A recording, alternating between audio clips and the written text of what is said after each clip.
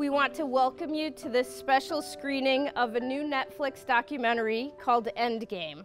As a company and as a foundation, we have taken a comprehensive approach to advancing palliative care because we believe it changes the experience of people with serious illness, and you'll see this firsthand in the film. We believe that the quality of life for a patient and their family can be dramatically improved when the focus becomes more about what matters to them instead of what's the matter with them.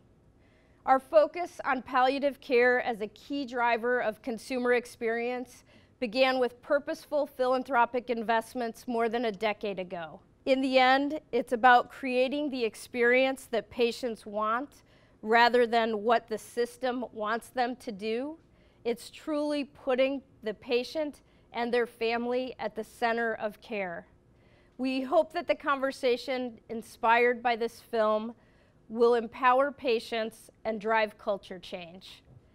Following the film, we're going to have a panel conversation with some amazing leaders in the field, and I will introduce them after the film. For now, let's watch the film, and we'll come back at the end to discuss what we've heard and seen. Thank you. I have a couple of questions as prompts for the panel, but I really wanted to open it up to you all to be able to ask questions. I wanted to start with you because this film is really, truly incredible. Can you give us a sense of what motivates you, what motivated you to create End Well and then produce this film? So, it's interesting. The majority of my work is actually related to palliative care and end-of-life activism and less about my clinical practice. And I really didn't set out to be an advocate. I had several experiences really early on in my training. So my first year of residency as an intern, I did many, many months in the ICU as we all do. And I would see the same thing over and over. I would see very often frail, elderly patients who were being admitted to the ICU. They had multiple chronic medical problems and then end-stage heart failure, widely metastatic cancer, end-stage liver disease. And they were being admitted to the ICU despite the fact that nothing that we were going to do was going to help them, to reverse their underlying condition, to turn back the clock on their age. They were dying. And I realized that many of them were spending their last moments of life suffering, hidden away from the people that they loved. And it didn't sit well with me. I actually didn't realize that until much later, reflecting on it, because in the moment it's just so busy and crazy. But I think that the reason why is that most of them didn't choose that path. And I realized that that's sort of the default thing that we do in this country, right? No matter how old you are, no matter how sick you are, you will receive invasive, aggressive medical care by default, unless you opt out really loudly. And it turns out that the majority of people don't really know their options and that they need to advocate for themselves. And I feel strongly that this is a hidden public health crisis. And it's complicated and it's multifactorial, and the big two issues that stand out for me is that we aren't training our healthcare professionals in how to have these difficult conversations with patients. So according to a survey in JAMA in 2016, physicians asked that 70% hadn't been trained to have difficult conversations with patients, which totally blows my mind. And how that plays out is that critical conversations aren't taking place along the way in order to make sure that the care people receive is care that they really want, that they understand. And the second thing is that the majority of Americans don't even know what palliative care is, let alone that they need to ask for it if they want it much of the time. So we all know that when people are referred early to palliative care, they often feel better and they maybe even live longer. So I founded a palliative care education fund at Sutter to begin training all doctors in the hospital where I work in San Francisco in communication skills training and the fundamentals of palliative care, because I feel so strongly that no matter what field of medicine you go into, you have to have a core competence in these issues. And I realized that, to get back to your question about film, I realized that shining light, into these dark places through film is a way to empower people to make decisions for themselves and the people they love that are in line with their goals and their values, and to really spark critical conversations about what matters most to them. And so when I finished residency in 2013, I had all this free time on my hands. So I started to go to lots of healthcare conferences and convenings and meetings, and in my journey I found out that there's so much incredible work happening, and it's been going on for a long time, but it's mostly siloed. Doctors talk to doctors, hospice people talk to other hospice people, insurers speak to insurers, and policy makers speak to other policy makers, and nobody seems to be talking to patients, until I realized that it's because most of us inside and outside of healthcare have internalized the idea that serious illness and death is purely a medical issue. So we keep looking for medical solutions. But I think the end of life isn't a medical issue, it's a human issue. And I wanted to create what I think is the first platform for interdisciplinary dialogue, networking, innovating, creating new solutions where everyone is invited to the table. And whether you're a patient, a caregiver, and an artist, a social worker, a physician, all are welcome. And I wanted to break down silos and to create new partnerships for people, to bring sort of what we would consider the more technical experts and then the life experts into a conversation. So I founded the End Well Symposium, and our inaugural event took place December 7th of last year to a sold-out house in San Francisco. And we were lucky enough to have Mark there speaking alongside Lucy, who's here in the audience, alongside an Oscar-winning screenwriter, the head of the VA Office of Patient-Centered Care and Cultural Transformation, the director of health at Apple, a famous hip-hop artist, and about 15 others, as well as Andrew McPherson. And we're hard at work planning for 2018, which is being made possible by Cambia. So thank you so much as our presenting partner. And so I swear I'm almost done here. People often ask me, what's your end goal? And I guess my end goal is to shut down End Well because it's not needed anymore, right? And to get rid of the field of palliative care because it's just the way that all medicine is practiced. Sorry, Steve. We just got a division and you're over. So I want to thank you for making this film and for inspiring these conversations and bringing an important topic to the popular platform. I mean, it doesn't get much more popular than Netflix, and I'm sure there have been a lot of people who have been transformed by watching this film. So thank you for making it. Now, Steve, you are now a star. I think I'm formerly a subject, not a star, Okay, but thank you. Well, what was it like for you to be in the film and then to watch it back, and how would you describe your experience with patients and families when you educate them about palliative care? The experience of being in it is a little bit like when you do a role play or you get videotaped doing a role play. So at first you're very self-conscious and then you're not.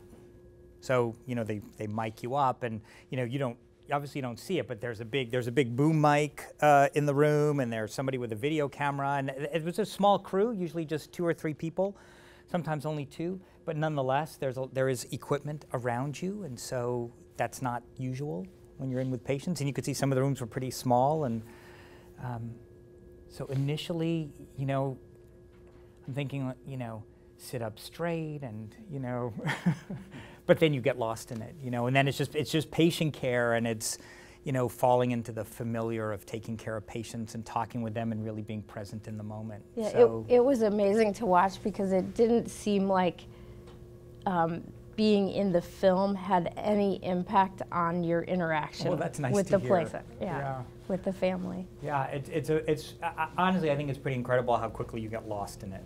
You didn't forget your lines. Yeah. Right. Exactly right. Right. And what, it seems like, again, a lot of people come into the hospital or are seriously ill without knowing about palliative care. Yeah. How do you approach that conversation? Yeah. Well, just to get back to your other question about watching it, so I think Yeah. I've seen it, 6 or 7 times now. I've had the opportunity, and it's still heartbreaking. I think that's what really struck me today, is just how heartbreaking it is still to see, Mitra and her family and her son and her husband, and just, we do it every day, and you think that you get immune to it, but it is just heartbreaking. I'm glad you don't get immune to it. Yeah, me too. I was really struck the first time I watched it, and then again about the different perspectives about what matters to her. And I loved when you said, when we think about this, we try to think about if she were able to make this decision, what would she want? Yeah. My experience about palliative care is that about half the people seem to know what it is. They have some image, they've heard the word, they have some image of it. Sometimes it's negative, sometimes it's positive. But when we start to talk to someone about what it is, when we say this is about helping you live as well as possible for as long as possible, people say, I'll talk to you. Like, if that's what your job is, I want to talk to you. And that is what, fundamentally that's our job. How can you live well? I think it's anyway, it is stunning. I was thinking about Pat, who says she's crying about her diagnosis, and she says, but I'm doing good. Yeah. With tears streaming down her face, and I want another good day. And Mitra says the same thing. I'm going to have a good day today. See, we're going to have a good night. And you look and you think, how is that even possible? And they did. Yeah. Her sister came and they had a good night. And that's, that's the goal. That's my goal, is to, how many good days can you have and how many can you string together and how good can you make them? And, I think what I like about the film is that it shows that that is possible. Even in very late stage illness, you can still have good days that are meaningful to you and to your family. Well, thank you. Thank you for your leadership, and really to the field, and for everything you're doing for patients and families. And I would just say, same. Everything that Cambia is doing really for the field is really tremendous. Thank you. That's a great segue to Mark. So, as I mentioned in Mark's introduction, he really is the, I say, the heart and soul of our commitment to palliative care and where we got started in this work. And so, Mark, I want to ask you, not that I don't know the answer, but for everyone else, how has your passion for palliative care influenced you and fueled the work of transforming healthcare? So watching this film was hard. On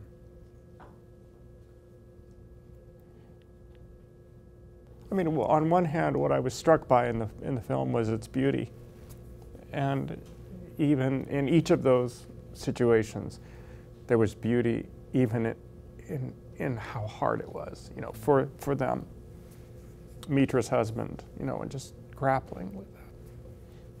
And that brought back memories of when my dad died. And at that moment when he passed, it was so profound. It was my brother, who's a priest, he calls it, he talks about the thin places. There's like almost no distance between earth and heaven, between life and the divine. And that was a very thin place. But it also brought back the much less graceful exit of my mother. So I was watching, the film with Mitra and her family, and the fact that even in a hospital setting that they were given, because of you and professionals like you, Kathy and others, we were given a graceful time, even within the walls of the hospital. And Shoshana, to your comment about how many people don't get that in hospitals, my mom, she got the default. you know, congestive heart failure, trips to the hospital, unnecessary tests. And so while she was in the hospital, you know, my sisters had gotten over there to the hospital in Spokane, and they had been with her, and she seemed okay, not well, but okay, seemingly stable. And so it was late, you know, like 10:30 at night. They wanted to get something to eat. They hadn't eaten in several hours because they had driven over from Seattle and gone right to the room. And so my mom, always being mom, urged them to go get some food, go down to the cafeteria. Well, while they were down there, her heart stopped. I actually think that was my mom being considerate. I do. Unfortunately, despite the fact that she had a DNR, you know, a DNR in the file, and that she had further insisted that it be posted on the door of her room, they did a full code on her. So fortunately, she didn't come back. She had, you know, she had decided it was time, and or whatever, you know, her heart stopped, and she went. That's a long answer to your question, but it is not the only reason. I would say my inspiration for doing this work sits up there, right there, Kathy. That, you know, great friend from freshman year in high school, and to learn about the work that many of you do from her, and how it not only has been a great ministry for her, but also, you know, in a strange way, you know, has, even as much as she pours out for others, it gives back in the way she talks about it. That's just been quite moving for me, and that was the inspiration. I would say the imperative was the experience of my parents and what our family went through, and that fires, both of those fire the passion. I would say what makes you a great CEO, and I've already had my review, so this isn't sucking up. That was last week. What makes you a great CEO is that you come at your job starting from a place of a son and a family member, and remembering that healthcare is about people, and it's not about the institutions that provide the care. And so we really appreciate your leadership and commitment to this. Can I say work. one more thing? Yeah. I think this work and the goal that you talk about setting, which I totally agree with, it's like a microcosm of the greater challenge we face in healthcare in this country. I mean, and that's why another reason that fuels it at a more pragmatic level, which is, God, if we can change the game with how people experience and go through, you know, injury, recovery from injury, illness, recovery from illness. It, to me, even the progress I've seen so far since we've leaned into this, and what I see happening, where it's becoming normalized a little bit more to be able to embrace and talk about this and have it be what we do. If we can do it in this most poignant part of a person's journey, then it will provide perhaps it will turn doubters and cynics and skeptics into people of hope that we can do this across the entire span of the healthcare continuum. Because, good heavens, I know it can happen, and this is a great place to start. And if we solve it here, then we can do it everywhere. And that's the other piece that is very exciting. Thank you. I promised I would open it up to you for questions. So you have a great panel here. Please feel free to ask a question. Lee. How do you stay passionate and keep going with that heartbreak, that experience of provider grief? Because you are living that story as well. You're on vigil. I think there's a few things. One, you know, we have a team, and we practice as a team. I think that's really important to the kind of care, self-care, and resiliency. So you saw it a few times, sitting around and kind of sharing and talking together. Our social worker, Bridget, Dina, our chaplain, we think a lot about that, about the risk of burnout in the work that we do. So we really focus on it.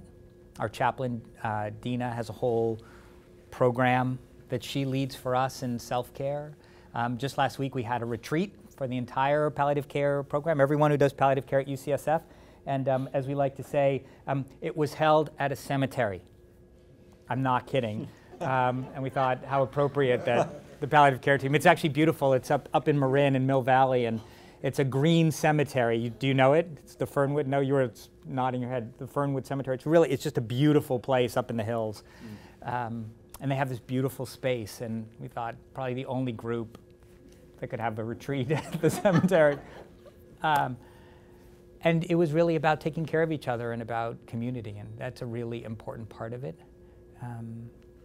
Rotating off, honestly, is part of it as well, not doing it every single day, which gives me a lot of respect for our nurse and our social worker and chaplain who do this day in and day out. They don't get to rotate out like the doctors do. As heartbreaking as it is, it's not my mom. But when it's someone who reminds you of your mom or something else, then it's particularly difficult, and sometimes you just have to take a moment out or ask someone else to, step up.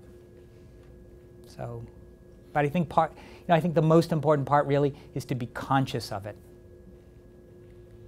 and to really kind of deal, embrace it and be aware of it, and talk about it. That's the other thing. Dean always says, connection is protection from burnout. And so that connection with the team and with each other is really important. And, when I run every morning, and when I run, I always kiss my wife before I go. I just think, whatever, if some bus comes by, which happens a lot in San Francisco, actually, unfortunately, that's going to be my last act. So I am, I sort of think about, I do think about those things, but I think in that way it sort of enriches life. It makes it more, I don't know, more tangible. Dave. Hi, I had two questions. Number one, when does it come out? And number two, do other countries think of this like America does? Because it seems to me that Dutch would be much more practical in end-of-life care, but I don't know. It's already you out. Take that? Yeah, it came May 5th. May 4th, yeah. May 4th. It's on Netflix. You can watch it again tonight. We're sponsoring a series of these community gatherings so that communities can have conversation, watch the film together and then have conversations about it. But what your second question, how other countries. Yeah. I think it depends on where you go in the world. I think when you go to England and Ireland, Australia, they've integrated it into their healthcare system. So in Australia and the UK, it's actually part of the healthcare system. Canada as well. Australia has a whole national strategy in palliative care, and it's population health focused. I wouldn't say that they have enough palliative care clinicians, but it's at least part of the healthcare system. And I would say in many other parts of the world, it's where they're behind us. I think there are lots of places where they're behind us still. So it really depends on where you go. Like a lot of things in healthcare, it's very local. And my other observation is that around the world, palliative care is very cancer focused. And I would say one thing we've done well in the United States is really expand beyond cancer. And while a lot of the folks in the film have cancer, if you look, for example, just at our palliative care quality network, which is 115 palliative care teams across the country, only about 30% of the patients that are seen, this is hospital-based palliative care, have cancer. So I think the outreach to people with heart disease and lung disease and neurologic disease, and really if you look at our Sojourn scholars, we have neurologists and we have nephrologists, kidney doctors, and pediatricians, really trying to expand the work beyond cancer. We have a question in the front. Well, first of all, I wanted to thank Mark for sharing your personal care, because I dare say a number of us in wearing our professional hats, often also touch base to the personal stories, the good, the bad, and the ugly. So thank you for sharing. It struck me as well in terms of my personal experience. But the two questions I had. One, early on, the use of the language is powerful. So palliative care vis-a-vis hospice care. And you said hospice death, and I give up. Versus palliative, oh no, I want to be comfortable. So I'm curious on playing with the terminology as we move forward. How are you using as physicians language in easing and in getting individuals to truly understand all that we're really talking about? A lot of what I do as a generalist in the hospital is just talking about people's misconceptions about what palliative care is and what hospice is and maybe what it isn't, and so sitting down and just hashing through that with people, because I don't know, the latest statistics that I saw, 76% of Americans aren't familiar with the term. Right, or maybe they've heard it, but they aren't really sure, or they think it's the same thing as hospice. And so, I mean, I know that I personally and with my colleagues talk a lot about language. It's such a tricky thing, and there are institutions who are moving away from using the term palliative care and talking more about supportive care. To me, that says it's a market. We have the opportunity to rebrand and remarket, position palliative care to be about living and living well with quality. Yeah, two funny stories relate that. First off, the foundation received an award from the American Academy of Hospice and Palliative Medicine. And in receiving that, I had the opportunity to address some 3,000 people that were there. And I brought up the thought, the notion that maybe there was a branding problem with palliative care, at which point half the room booed in a good-natured sort of way. But it was the hospice providers that booed, because they view themselves as they're the pioneers of it. And they are rightfully proud of what they have created, and because they did something that was, they created it in a vacuum, and they have those who practice it really do make a difference. They're proud of that. I think the way I read the room was that I think they're a little bit bothered or concerned about this broader definition, because I think it almost feels like that's going to cheapen or misdirect or possibly take resources away from the good work they're doing. And so there's this, I sensed a tension in the field itself, which is probably going to make it harder for the branding issue to be overcome. On the other hand, I would say I've been struck and very excited about how much more in the broader media palliative care is being discussed as something other than purely end-of-life care. What I would add is that explaining the difference between palliative care and hospice is something I do a lot. And so, I talk about, the care focused on helping you live well with serious illness. That's called palliative care, and there are many ways to deliver it, and hospice is one way to deliver it. And there are some rules that we've created in America around hospice that require prognosis and other things that were relevant maybe back in 1982 and are not that relevant anymore. So I think that's one thing, is to change that and to explain the difference. There is a bit of unfortunately, I think, a self-fulfilling prophecy around hospice. The median length of stay in hospice is 18.5 days. So if you get referred to hospice, half the people get referred in 18.5 days are going to die. And 35% of people spend 1 week or less. So there's a third chance when someone tells you about hospice and you agree to it, you're going to be dead in a week. And so it's not that hard to associate those two things, even though you can have a 6-month prognosis and you can live longer than that. So I think there is, but that's a challenge in how we, that hospice doesn't really speak to how people get care in America in the face of serious illness, even very advanced illness. That they might continue taking oral chemotherapy or immunotherapy or take other treatments. So I think there's some work to be done there to get concurrent care, which is really what we talk about. Curative care alongside palliative care. And I think there are great models of this. The state of California, Medicaid in California, Medi-Cal, there's a law that says you have the right to have simultaneous palliative care and curative care. That's true for children initially, and then it expanded to adults, and it has created new palliative care programs that didn't exist, community-based, home-based palliative care programs that didn't exist beforehand. So I think there's a lot of opportunity there. I think the other thing is really our responsibility in palliative care, which is to provide the care we say. So if we go in there and we talk about death all the time, then people are going to know what we're really about. And if we go in there and we talk about how to live well and really wanting to support people in their life and how to live every day well, then people are going to hear that message.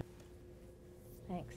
I think we have time for one more question. I saw a hand up. Oh, I see two hands. Do you have? We'll do two more questions. He channeled my question and just answered it. So, okay. But I do want to round out the hospice piece because, you know, had the people in the film been different, had they been an older individual, could you describe a little bit for us how the experience would be different? And also something that struck me was, and it's amazing when you know, I've worked in this for 10 years now, you just are constantly learning, which is part of the beauty of doing this work, is that you're also, so much of it seems what the team is doing is constantly helping guide the person to determine what quality means to them in that moment.